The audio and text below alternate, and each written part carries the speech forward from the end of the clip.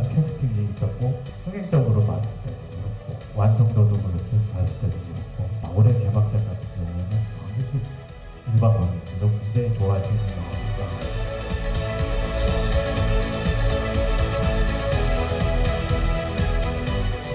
올해 저희 영화제 같은 경우는 이제 기업 협찬하고 이 부분들이 상당히 많이 늘어났습니다. 다행히 정부의 예산이 주는 것들을 잘 메고 나갈 수 있었습니다.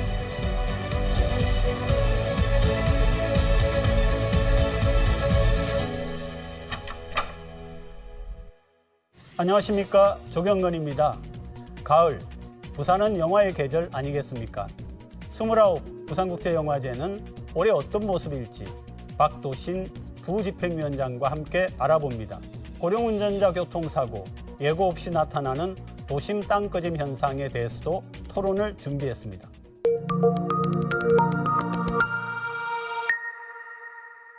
뉴스톡톡 오늘은 부산국제영화제 박도신 부집행위원장 함께합니다. 부위원장님 어서 오십시오. 예. 네, 안녕하세요. 안녕하십니까. 며칠 뒤 10월 2일부터 네. 부산국제영화제 시작하잖아요. 이번 영화제의 특징 한번 먼저 말씀해 주시죠. 작년에 이제 아시다시피 저희가 좀 약간의 내용을 좀 겪었었고요.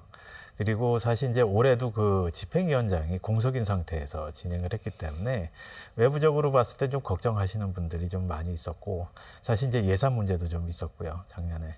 그래서 올해 같은 경우에는 제가 이제 직무대행을 하면서 네. 최대한 정상화, 그러니까 정상화로 가는 첫 걸음이다. 그래서 사실 이제 올해 같은 경우에 그 부족한 예산임에도 불구하고 작품 수 같은 경우에도 209편에서 224편으로 늘어났고요.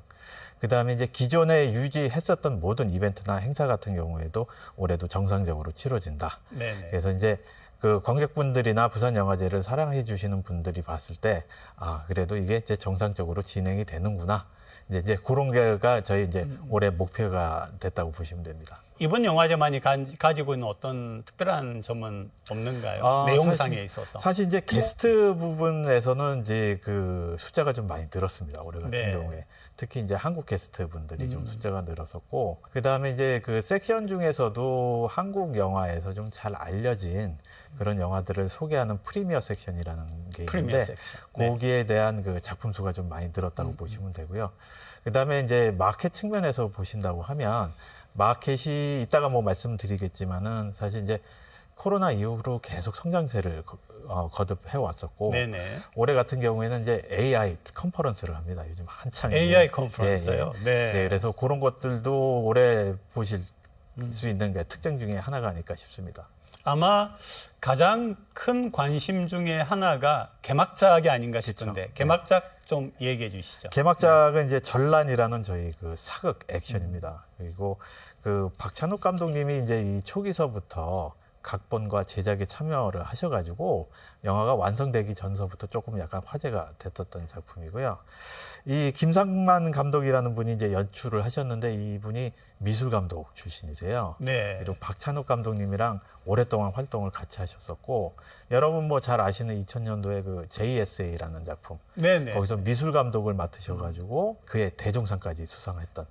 그리고 이제 특이한 점이 하나 있는데 2020년도에 저희 영화제 포스터를 직접 디자인해 주셨던 거예요. 그러셨어요. 네. 네. 그래서 김상만 감독님의 이제 그 올해 이제 신작이죠. 그러니까 전란이라는 작품이고, 사실 이제 이 작품 같은 경우에는 뭐 캐스팅도 되게 화려합니다. 네. 강동원 씨, 차승원 씨, 진성규 씨까지 해서 이런 화려한 액션과 이런 배우들을 관전할 수 있는 좋은 작품이라고 보시면 되죠. 방금 말씀하신 개막작이 OTT 네, 작품이라고 맞습니다. 하던데 네. 일각에서는 OTT 작품을 개막작으로 왜 했지 이런 얘기가 있다는데 거기에 대해서는 어떻게 생각하세요? 사실 이제 저희가 이제 개막작으로 그동안 그 완성도 높은 독립 영화들을 굉장히 많이 소개를 했었고요. 앞으로도 그 부분에 대해서는 변함이 없을 겁니다. 근데 이제 다만 저희가 이제 대중적인 면도 좀 고려해야 되는 측면도 좀 있기 네. 때문에 간간히 이제 대중 영화들을 개막작이나 폐막작으로 선정을 하는 경우가 있는데, 그런 경우에 사실 이제 저희가 이건 OTT 작품이라도 배제를 한다, 그렇게 할 수는 없거든요. 그래서 사실 이제 그런 부분에 대해서는 문호가 개방돼 있대. 앞으로 저희가 이제 앞으로도 이제 대중적인 영화, 특히 이제 OTT 영화를 좀 더 늘려서 개막작이나 폐막작으로 선정하겠다. 그런 부분은 아닙니다. 이번에 이제 특별히 그렇죠. 네, 네. 그래서 이제 뭐 몇 년 후가 또 될지는 모르겠죠. 그렇죠. 예, 그런데 이제 가끔씩은 이제 대중들을 고려한 그런 작품들을 선정을 하고 제가 보기에는 아마 역대 개막작 중에 올해 개막작이 가장 대중적인 네. 영화이지 않을까 싶습니다. 네, 그리고 또 하나의 관심은 폐막작에 가는 거죠. 네네. 폐막작은요? 폐막작 같은 경우에는 좀 약간 결이 다른 아, 작품인데 에리쿠 감독이라는 이제 싱가포르를 대표하는 감독님 작품이고요. 제목은 이제 영혼의 여행이라는 작품인데 이 에리쿠 감독님은 이제 일반 대중분들은 잘 모르실 수도 있는데 영화를 좋아하시는 분들은 거의 대부분 아시는 네. 특히 이제 아시아 영화 감독으로서 세계 이제 3대 영화제라고 하죠. 칸느, 베니스, 베를린 모두 그의 전작들이 이제 초청받는 어떻게 보면 이제 세계적인 거장이라고 그러네요. 보시면 네. 되고 이 감독님이 저희 이제 96년도 저희 영화제 첫 해 때 뉴커런츠의 신인 감독으로 오셨던 분입니다. 아, 네. 그래서 그 이후로도 이제 저희 영화제랑 좋은 관계를 맺고 계셔가지고 아무래도 이제 저희 영화제와 좀 같이 성장을 했다. 뭐 이제 좀 약간 비약적일 수 네, 있지만 네. 저희 입장에서 이제 그렇게 보고 있고요. 이 작품 같은 경우에도 이제 캐스팅이 조금 화려한데 여러분 잘 아시는 그 프랑스의 대표적인 배우 까트리느 드니부, 네, 그다음에 까트린 일본의 그 중견 배우들도 같이 출연을 하고요. 그 배우분들 이제 까트리느 드니부 같은 경우에는 아쉽게도 이제 폐막식 때 오시진 못하지만 네. 일본 배우분들 같이 오시기 때문에 여러분들 아마 즐기시기에는 되게 좋을 것 같고 아까 말씀드린 대로 좀 결이 다르다고 말씀드렸는데 이 작품 같은 경우에는 사실 잔잔하면서도 감동이 있는 그런 작품이라서 사실 이제 개막작은 이제 화려한 액션으로 네, 그러네요. 열고 네, 네. 폐막 같은 경우에는 잔잔하면서 감동을 주는 그렇게 영화를 마무리하는 예, 그런 식으로 보시면 될 것 네, 같습니다. 그리고 또 이제 지금 개막과 폐막을 우리가 얘기했는데 네. 그 안에는 그 사이에는 여러 특별한 기획 프로그램들이 있다고 네, 들었거든요. 그 중에 이성균 네. 배우의 작품이 또 있다고 네, 하더라고요. 네. 예, 고운 사람 이성균이라는 타이틀로 올해 이제 네. 특별전을 준비를 했습니다. 그래서 이제 그가 배우로서 걸어왔던 그 연기 생활을 좀 재조명할 수 있는 그런 특별전을 마련을 했고요. 사실 이제 파주라는 작품, 그때 이제 독립영화긴 한데 그런 작품과 여러분 너무나 잘 아시는 기생충, 그 다음에 드라마였었던 나의 아저씨하고 유작이죠. 그 행복의 나라까지 해서 총 6편이 특별전을 통해 상영이 됩니다. 그리고 이제 또한 이제 한국 영화의 위상을 드높인 인물한테 수여되는 한국 영화 공로상의 수상자이시기도 합니다. 또 이제 관객상이 원래 있었잖아요. 네네. 그런데 이번에는 또 다른 관객상이 신설됐다. 이게 무슨 이야기인지 모르겠더라고요. 그 다큐멘터리 관객상이 이제 신설이 아, 됐는데요. 다큐멘터리 네, 관객상이. 맞습니다. 네. 이제 다큐멘터리라고 하면 일반적으로 일반인들한테 조금 일반 극영화보다는 좀 다가가기가 어렵고 좀 대중적이지 못한 게 좀 사실입니다. 근데 사실 이제 저희 영화제를 통해서 소개되는 한국뿐만 아니라 이제 아시아에서 출품된 선정된 아예 완성도 높고 재미도 있고 네. 그런 다큐멘터리 상당히 많거든요. 네, 네. 이제 이런 부분에 대해서 이제 대중적으로 좀 더 알리자. 그리고 대중적으로 좀 더 친숙하게 다큐멘터리가 다가갈 수 있도록 관객상을 이제 올해 이제 신설을 했습니다. 그래서 기존에 초청했던 작품 중에 그게 이제 경쟁 부분에 들어 있는데요.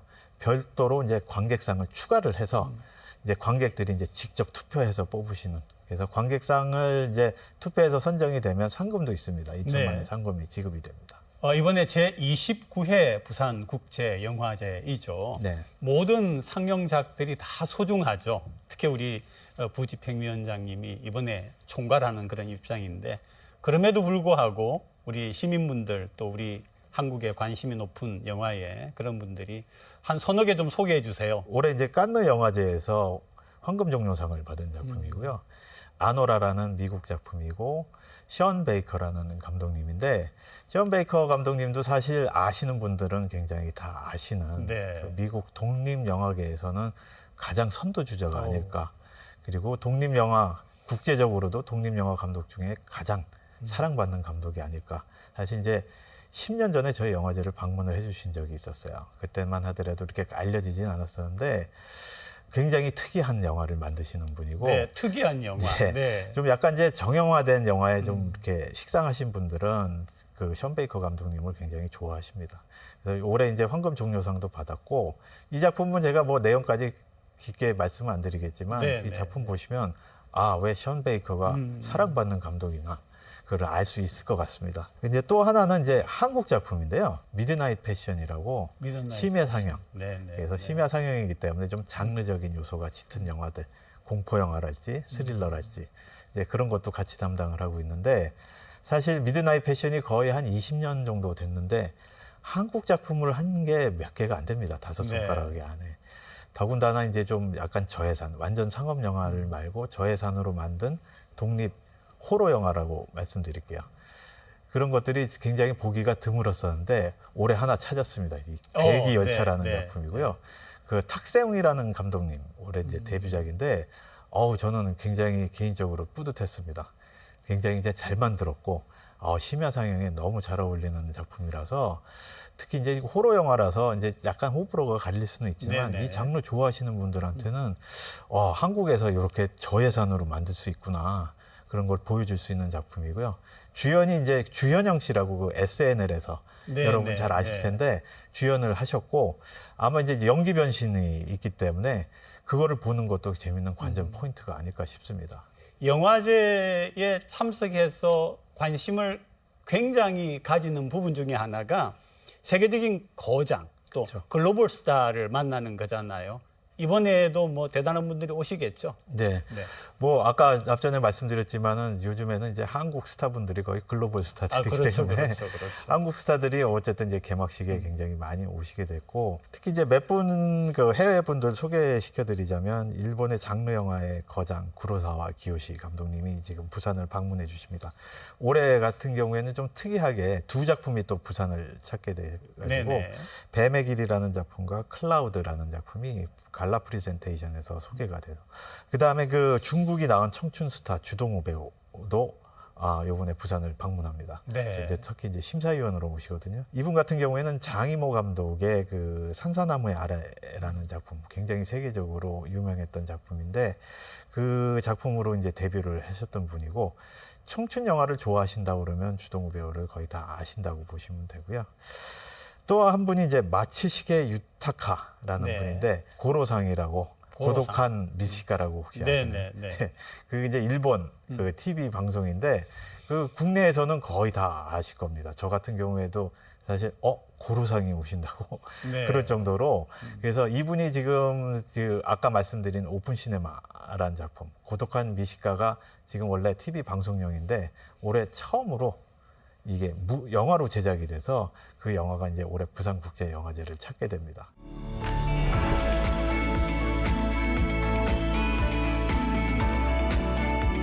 사람들이 많이 모이는 지역에서 영화를 상영을 합니다. 이것도 이제 한 4년 정도 됐는데 지금 관객들의 호응이 굉장히 좋고요.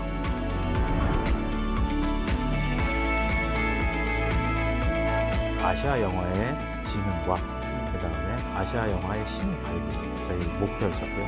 그 목표는 지금도 변함이 없습니다.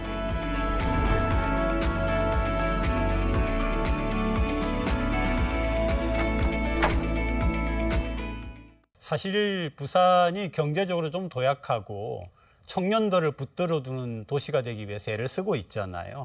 부산국제영화제가 부산 경제, 또 우리나라 영화시장 이런 데에 어느 정도 기여 혹은 영향을 미친다고 생각을 하세요? 그냥 그 전반적인 경제 부분에 따진다고 한다 그러면 어찌됐든 부산을 방문하시는 분들이 아무래도 이제 코로나 이후로 지금 증가하고 있는 추세고 네. 코로나 전에만 하더라도 그 경제 유발 효과가 굉장하다고 얘기를 들었었거든요. 워낙 이제 세계 각국에서 오시는 분들이 많기 때문에 근데 이제 영화 산업적인 측면에서 본다 그러면 사실 이제 아까 마켓도 말씀드렸지만 그 영화제 기능이 이제 페스티벌이라고 해서 일반 대중적인 그런 축제로서의 축제죠. 기능도 있지만 네네. 산업적인 기능도 분명히 네네. 있습니다. 특히 이제 저희가 그 출발했었던 당시의 모토가 어찌됐든 간에 아시아 영화의 진흥과 그다음에 아시아 영화의 신인 발굴이 저희 목표였었고요. 네. 그 목표는 지금도 변함이 없습니다. 사실 이제 그 신인 발굴을 한다는 것 자체는 사실 관객들한테 이런 신인 감독이 있다는 거 알리는 것 외에 산업적으로 인더스트리 관계자들이 많이 와서 네. 이 신인 감독들을 주목할 수 있게 하는 것도 굉장히 중요하거든요. 그래서 사실 이제 코로나 이후서부터 단순히 관객들한테 소개시키고 끝나는 부분이 아니라 이 신인 감독들이 인더스트리로 직접 연결될 수 있는 고리를 좀 찾아야 되겠다. 단순히 그냥 그런 그 일반 인더스트리라기보다도 영향력 있는 인더스트리들이 와서 이 사람들이 발굴될 수 있는 길을 좀 찾아야 되겠다. 그래서 마켓도 그렇고 영화제도 그렇고 한 재작년서부터 그런 노력을 지금 하고 있고요. 아마 이제 요게 좀 시간이 걸릴 것 같긴 한데 아마 한 2, 3년 후면 좀 가시적인 성과가 있지 않을까. 그래서 영화제에 소개됐던 완전 신인 감독이 뭐 굉장히 영향력 있는 큰 뭐 메이저급 네. 인더스트리에 픽업이 됐다든가 아니면 뭐 계약이 됐다든가 그런 이제 소식이 좀 있을 거라고 기대를 하고 있습니다. 이 부산국제영화제 안에 또 우리가 지금 언급하지 않은 다양한 행사들이 있다고 들었거든요. 네네. 그런 행사들도 좀 소개해 주시죠. 관객 참여형 이벤트가 예. 있는데 커뮤니티 비프라는 게 있고 동네방네 커뮤니티 비프라는 게 비프. 있습니다. 네네. 각각 7주년, 4주년인데 네. 시작한 지는 이제 상대적으로 다른 이벤트에 비해서 조금 늦게 되긴 했지만 네네. 어찌 됐든 간에 커뮤니티 비프 같은 경우에는 이제 영화제 기간 동안에 이루어지긴 하는데 기간이 좀 약간 틀립니다. 이제 10월 3일서부터 6일까지 그 영화제가 시작된 남포동에서 남포동에서. 남포동 네네. 극장과 네. 거기 그 야외 무대가 있는데 그 비프 광장에 거기서 진행이 되고 관객 참여형이기 때문에 관객들이 직접 투표를 하고 작품을 선정하는 그런 섹션도 있고요. 이게 이제 리퀘스트 시네마라고 그다음에 이제 감독과 배우를 초청을 해서 본인들이 연출하고 출연했던 영화를 관객들과 같이 보면서 직접 거기에 대한 상황 설명을 해주고 에피소드나 그런 것들을 설명해주는 그 마스터톡이라는 것도 있고 굉장히 이제 그 관객들이 직접적으로 즐길 수 있는 그런 프로그램이라고 보시면 되고요. 동네방네 비프 같은 경우에는 사실 이제 주로 해운대구에서 저희가 진행을 하고 커뮤니티 비프 같은 경우에는 이제 그 남포동에서 네, 하는데 남포동에서 하고. 부산 각 구에서 요거는 찾아가는 영화관 같은 그러네요. 예, 네네. 그런 개념이라고 보시면 되는데 각 구에서 좀 대표적으로 그 사람들이 많이 모이는 지역에서 영화를 상영을 합니다. 요것도 이제 한 4년 정도 됐는데 지금 관객들의 호응이 굉장히 좋고요. 이제 그 마지막으로 하나 더 추가로 소개시켜드리면 저희가 아시아 컨텐츠 어워즈 앤 글로벌 OTT 어워즈라는 게 있습니다. 네네. 이게 이제 사실 이제 요거는 글로벌 컨텐츠라고 해서 사실 영화뿐만 아니라 드라마 시리즈나 예능까지 다 포함을 해서 저희가 심사를 해서 거기에 이제 오시는 분들 저희가 초청을 해서 이제 말 그대로 시상식이거든요. 공연도 있고 이제 유명하신 분들도 좀 오고 그래서 요게 이제 올해 같은 경우에는 굉장히 좀 대중화가 재밌겠는데요. 됐던, 예, 네. 요것도 이제 그 일요일 날, 일요일 날. 예, 6일 날 이제 진행이 네. 되니까 많은 관심 부탁드리겠습니다. 영화 마켓 네. 이런 그 용어를 쓰잖아요. 네네. 그 부분도 우리 시청자분들, 시민분들께서 좀 알기 쉽게 좀 소개를 해주시죠. 네. 사실 이제 예전 같은 경우에는 약간 틀렸었던 게 자기 영화를 갖고 와서 시장에 내놓으면 이제 인더스트리 관계자든지 네. 배급 관계자들이 와서 그 영화를 보고 이제 영화 계약을 하는 스타일이었었는데 요즘에는 이제 시대가 바뀌면서 많이 바뀌었죠. 이제 컨텐츠 같은 경우에 단순히 이제 영화뿐만 아니라 뭐 그렇죠. 드라마도 있는 데다가 더군다나 이제 아이디어 시장도 지금 굉장히 많이 발전해서 저희가 이제 코로나 이후에 스토리 마켓이라는 것도 마켓 기간에 같이 개최가 됩니다. 네. 이게 뭐냐면 요즘에 그 한국에서 특히 유행하고 있는 웹툰이나 웹소설 같은 경우에 이제 원작이라고도 하죠. 그런 부분만 팔고 살 수 있는 시장이라고 보시면 되고 이런 것들이 이제 굉장히 호응도가 뜨겁습니다. 네, 그래서 이제 네. 요즘에 컨텐츠 전쟁이라고 해서 오. 상당히 이제 서로 이제 좋은 컨텐츠를 확보하기 네. 위해서 굉장히 많은 회사들이 노력을 기울이고 있는데 단순히 완성된 영화뿐만 아니라 완성 전 단계에 있는 그런 아이디어까지 모든 것을 종합해서 개최하는 토탈 마켓이라고 보시면 되고요. 사실 그 안에서 이제 여러 가지 그 형태의 미팅 아까 말씀하셨던 그런 것들이 이루어지고 있는데 제 개인적인 욕심으로는 이제 제가 또 미국을 담당하고 있기 때문에 네. 메이저 할리우드 스튜디오들도 네. 굉장히 참여를 해서 특히 요즘에 그 미국도 그렇고 전 세계적으로 한국 한국 콘텐츠들이 콘텐츠에도 관심이 굉장하죠. 워낙 크거든요. 굉장하죠. 더군다나 제가 불과 한 3, 4년 전만 해도 굉장히 틀리기 때문에 네. 제가 개인적으로 봤을 때는 이 한류가 지속이 되려면 지금이 기회가 아닐까 싶어요.